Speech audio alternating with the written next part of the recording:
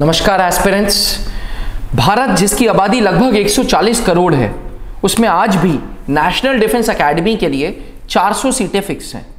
अब जैसे जैसे देश की आबादी बढ़ रही है वैसे वैसे कायदा तो ये कहता है कि सीट्स भी बढ़नी चाहिए, बट नेशनल डिफेंस एकेडमी में एक पोर्शन है जो फॉरेन कैडेट्स को मिला हुआ है, एक पोर्शन ऑफ सीट्स हैं जो फॉरेन कैडेट्स को मिली हुई हैं, और अगर वो फॉरेन कैडेट्स को हटा दिए जाएं तो शायद सीटें और इंक्रीज हो जाएं। इसके बावजूद डिफेंस एस्पिरेंट्स फॉरेन कैडेट्स को का कोटा फिक्स है नेशनल डिफेंस एकेडमी में। आपको नहीं लगता कि भाई फॉरेन कैडेट्स को ट्रेन करके हम देश की सिक्योरिटी पे सवाल उठा रहे हैं? तो डिफेंस एस्पिरेंट्स, ऐसा एक सवाल मेरे से कल किसी बच्चे ने व्हाट्सएप पे पूछा, तो मैंने कहा आज वीडियो बनाते हैं कि क्यों नेशनल डिफेंस एकेडमी में फॉरेन कैडेट्स को ट्रेन किया जाता है। डिफेंस एस्पिरेंट्स, थोड़ा सा हिस्ट्री में चलते हैं, थोड़ा सा पीछे चलते हैं। जब नेशनल डिफेंस एकेडमी बनने का ख्याल आया था तो सूडान नामक देश ने भारत को अच्छा खासा कंट्रीब्यूशन दिया था, अच्छा खासा एक फंड दिया था, क्योंकि भारतीय सैनिकों ने वर्ल्ड वॉर में सूडान की इंडिपेंडेंस के लिए जान गंवाई थी। तो सूडान ने अपने इस एक्नॉलेजमेंट को मानते हुए भारत को कुछ फंड दिया था, जिससे आज सूडान ब्लॉक बना है। नेशनल डिफेंस एकेडमी का बहुत फेमस सूडान ब्लॉक है, उसका नाम ही सूडान ब्लॉक पड़ा है। जब ये सूडान ब्लॉक बना तब हमारे प्राइम मिनिस्टर श्री जवाहरलाल नेहरू जी का ख्याल आया कि क्यों ना हम नेशनल डिफेंस एकेडमी में बाहर देशों के कैडेट्स को भी बुलाते हैं। तो वहां से ये ख्याल आया। अब सवाल ये उठता है कि फॉरेन कैडेट्स क्यों नेशनल डिफेंस एकेडमी में बस हिंदुस्तानी हो, क्यों ना बाहर के कैडेट्स को भी ऑप्शन दिया गया, क्यों ना सिर्फ हिंदुस्तानी हो? तो डिफेंस एस्पिरेंट्स, इसका उत्तर 4 पॉइंट्स में है। पहला पॉइंट है फ्यूचर मिलिट्री रिलेशनशिप बनाना। उदाहरण के तौर पे गोरखा रेजिमेंट, यूके की क्वीन एलिजाबेथ, जर्मनी के ग्रेट हिटलर, इन लोगों का एक स्टेटमेंट आया था कि यार अगर हमारे पास गोरखा रेजिमेंट होती तो हम दुनिया पे राज करते। आज गोरखा रेजिमेंट के 90% सैनिक नेपाल के हैं। डिफेंस एस्पिरेंट्स, अगर हम गोरखा रेजिमेंट के सोल्जर्स नेपाल से ले रहे हैं तो बदले में हमें भी कुछ देना चाहिए।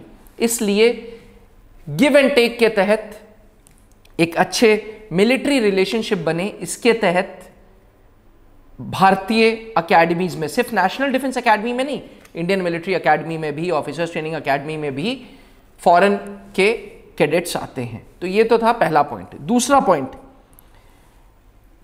ये जो छोटे छोटे देश हैं जैसे भूटान, नेपाल, श्रीलंका, इनके पास बहुत अच्छा इंफ्रास्ट्रक्चर नहीं है अपनी आर्मी को ट्रेन करने के लिए, और कोई डेवलप्ड कंट्री अगर इनको ट्रेन करेगा तो वो वहीं पे हक जमा लेगा उस देश में।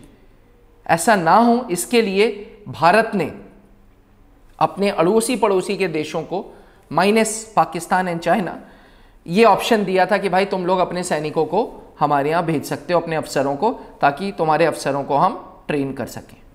तो दूसरा पॉइंट था कि भाई डेडिकेटेड ट्रेनिंग फैसिलिटी नहीं है इन देशों के पास।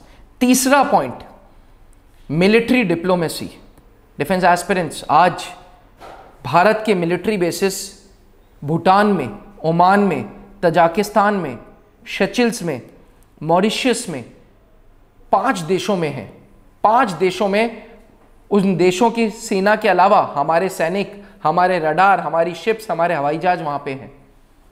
इससे भारत का मिलिट्री डिप्लोमेसी इंप्रूव हो रही है, भारत के इन देशों के साथ रिलेशनशिप इंप्रूव हो रहे हैं, इन देशों के साथ भारत जॉइंट एक्सरसाइजेस कर रहा है, भारत इन्हें आज सिखा रहा है, भारत इनके लिए आज एक कोचिंग की तरह काम कर रहा है, भारतीय सैनिक इनके लिए आज कोचिंग की तरह काम कर रहे हैं।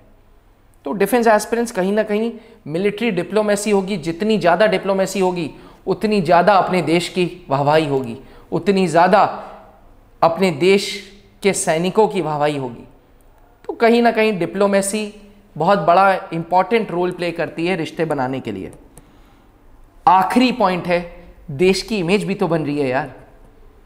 श्रीलंकन ऑफिसर्स यहाँ से ट्रेन हुए, अफगानिस्तान के ऑफिसर्स इंडियन मिलिट्री एकेडमी से ट्रेन हुए, नेपाल के ऑफिसर्स भारत से ट्रेन हुए, भूटान के ऑफिसर्स भारत से ट्रेन हुए। कहीं ना कहीं भारत बहुत जल्द डेवलप्ड कंट्री की गिनती में आ जाएगा। तो हम सबको फक्र होना चाहिए, ना कि वीक पॉइंट ढूंढना चाहिए कि यार क्यों फॉरेन कैडेट्स को एनडीए दे दिया, एमए में दे दिया, ओटीए में दे दिया। ऐसा नहीं है।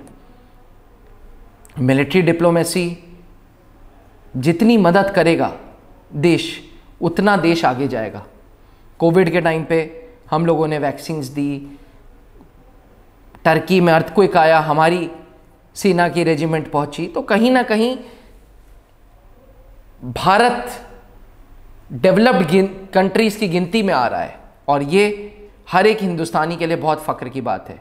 डिफेंस एस्पिरेंट्स, आपके क्या विचारधारा है, मुझे कमेंट करके बताएं। क्या फॉरेन कैडेट्स को एनडीए में ट्रेनिंग मिलनी चाहिए, हाँ या ना? आपके कमेंट्स का इंतजार रहेगा। आज के लिए इतना ही। नमस्कार, जय हिंद। जहां बनते हैं देश के गौरव, इंडिया का एकमात्र ऐसा कोचिंग इंस्टीट्यूट जहां कैडेट्स को ट्रेन किया जाता है आने वाले डिफेंस एग्जाम के अनुसार। अगर आपका भी सपना है भारतीय सेना में शामिल होकर देश की सेवा करने का, तो आज ही ज्वाइन करें त्रिशूल डिफेंस एकेडमी।